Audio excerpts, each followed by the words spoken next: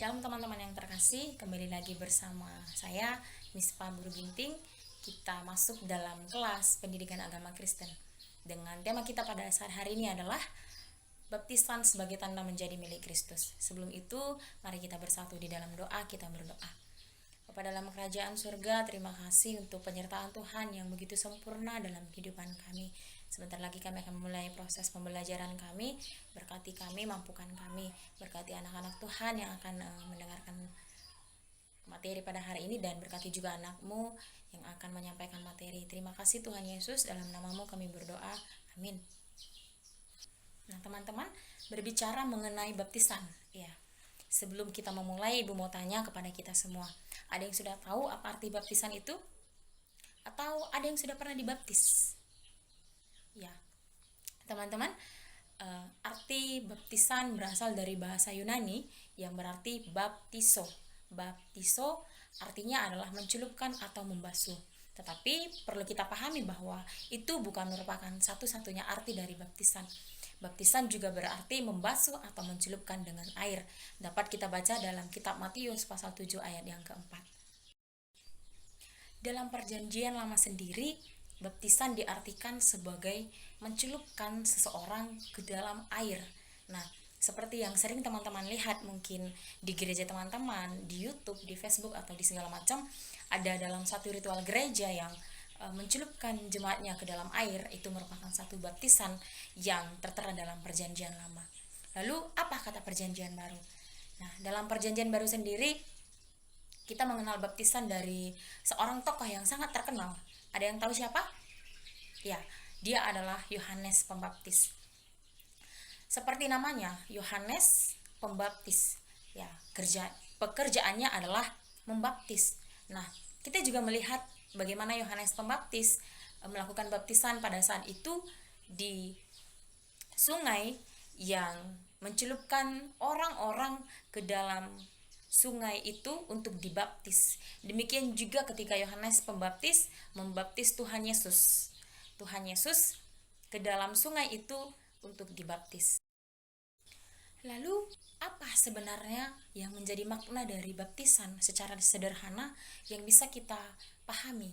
Ya, baptisan berarti kita berubah, berjalan dari gaya hidup kita yang lama ke dalam gaya hidup yang baru, yaitu hidup menurut ajaran Kristus itu sendiri. Lalu, dengan demikian, ketika kita sudah masuk ke dalam hidup yang baru, kita berjalan sesuai dengan firman Tuhan, dan artinya kita sudah terlepas dari dosa.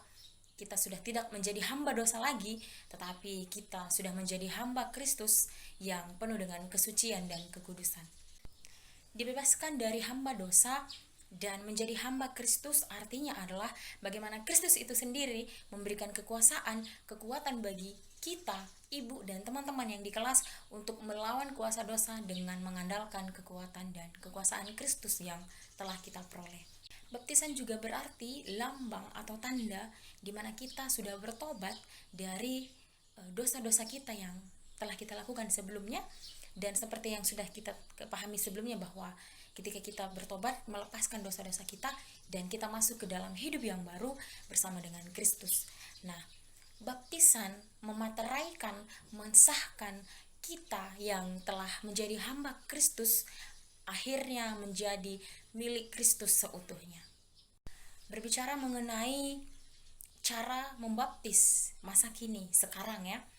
Nah, kita sama-sama sudah melihat dan menyaksikan selama ini bahwa baptisan bisa dilakukan dengan dua cara. Pada umumnya, yang pertama adalah diselam, dan yang kedua adalah dipercik sesuai dengan konteks atau tempat di mana kita dibaptis. Ibu sendiri, ketika mama ibu dulu bercerita tentang bagaimana ibu dibaptis, ternyata ibu dibaptis sejak bayi dengan percikan. Tidak mungkin dong ya, bayi dicelupkan ke dalam air. Nah, bagaimana dengan teman-teman semua? Apakah teman-teman dibaptis dengan percikan atau dengan dicelupkan ke dalam air? Teman-teman, selain dari cara baptisan, ternyata baptisan juga dapat dilakukan dari sejak anak-anak atau bahkan sudah dewasa. Yang pertama adalah baptisan anak-anak. Baptisan anak-anak ini berarti dilakukan dari sejak anak-anak, bahkan dari sejak bayi dengan cara dipercik begitu ya. Nah, dalam Matius 19 ayat 14a, di sana menerangkan bahwa Yesus marah terhadap murid-muridnya karena melarang anak-anak kecil yang hendak datang kepada Yesus pada saat itu.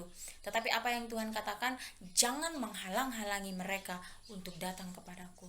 Tuhan Yesus memberkati mereka, mengasihi mereka, dan berarti baptisan terhadap anak-anak merupakan dasar dalam Alkitab bahwa Yesus sendiri menyambut anak-anak dan memberkati mereka. Jadi baptisan orang dewasa maupun anak-anak sama-sama memiliki dasar dalam Alkitab itu sendiri. Teman-teman, ternyata ada satu hal unik, ada satu hal penting dari semua materi yang kita dengarkan, bahwa ternyata baptisan merupakan perintah dari Yesus sendiri.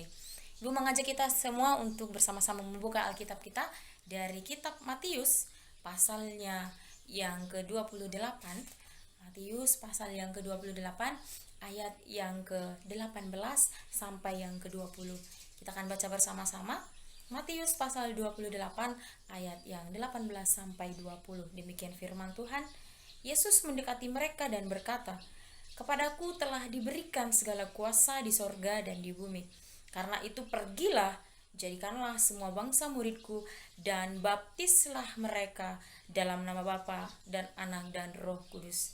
Dan ajarlah mereka melakukan segala sesuatu yang telah kuperintahkan kepadamu. Dan ketahuilah, aku menyertai kamu senantiasa sampai kepada akhir zaman." Teman-teman, ini adalah perkataan Yesus kepada murid-muridnya, di mana Yesus memerintahkan murid-muridnya untuk pergi dan mengajar dan membaptis semua orang. Berarti semua orang tanpa terkecuali dibaptis untuk menjadi milik Kristus seutuhnya. Dibaptis untuk mengalami pertobatan dan akhirnya memiliki pengharapan akan kebangkitan Kristus itu sendiri. Dan selain baptisan juga merupakan perintah Kristus, dari baptisan akhirnya kita bisa berpengharapan akan kebangkitan Kristus itu sendiri dan berpengharapan akan karya keselamatan Kristus bagi kita.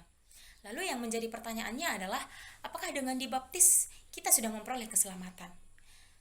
Ternyata keselamatan yang kita peroleh itu hanya karena anugerah dari Kristus sendiri bagi kita manusia. Dan Yesus menginginkan agar keselamatan itu diperluas. Dan Yesus menginginkan agar karya keselamatan, kabar keselamatan melalui anugerah Kristus itu sendiri diperluas kepada semua orang, dengan catatan semua orang yang mau percaya dan mengimani bahwa melalui pertobatan kita mengenal adanya karya keselamatan yang secara cuma-cuma dianugerahkan oleh Kristus itu sendiri kepada semua orang. Kembali lagi, Ibu ingatkan bahwa semua orang yang mau percaya, yang mengimani bahwa Kristus telah menganugerahkan karya keselamatan, dan melalui pertobatan kita mengenal, merasakan karya keselamatan melalui kebangkitan Yesus itu sendiri bagi kita manusia. Jadi teman-teman, akhirnya kita memahami bahwa baptisan merupakan lambang dari pertobatan, dan akhirnya kita memiliki pengharapan akan karya keselamatan dari Kristus itu sendiri kepada kita orang-orang percaya, orang-orang yang telah ditebus dalam kebangkitannya, yang telah mati bersama dosa dan dibangkitkan bersama dengan Kristus dalam karya keselamatan dan dalam kebangkitan Kristus dari kayu salib, dari kematian yang menebus dosa-dosa kita manusia. Baiklah teman-teman, jam pertemuan kita hari ini sudah selesai, dan untuk teman-teman lebih memahami dan dapat merefleksikan arti baptisan dalam kehidupan sehari-hari, Ibu minta kita semua untuk boleh menuliskan satu puisi yang menggambarkan, yang memaparkan bagaimana teman-teman bisa memahami dan mengerti arti baptisan yang sesungguhnya. Dan tugas puisi ini akan dikumpul minggu depan di pertemuan kita berikutnya. Baik teman-teman, untuk menutup pertemuan kita hari ini, kita bersatu dalam doa, kita berdoa. Bapa dalam surga, terima kasih, kami bersyukur untuk pertemuan kami pada hari ini boleh berjalan dengan baik. Kiranya materi kami hari ini mengenai baptisan yang mengesahkan kami, memeteraikan kami akhirnya menjadi milik Kristus seutuhnya boleh kami pahami, boleh kami mengerti dalam setiap kehidupan kami. Berkati anak-anak Tuhan dan berkati anakmu yang telah menyampaikan materi. Dalam nama Tuhan Yesus kami berdoa dan mengucap syukur, haleluya, amin. Terima kasih teman-teman, sampai jumpa di pertemuan minggu depan. Tuhan Yesus memberkati, shalom.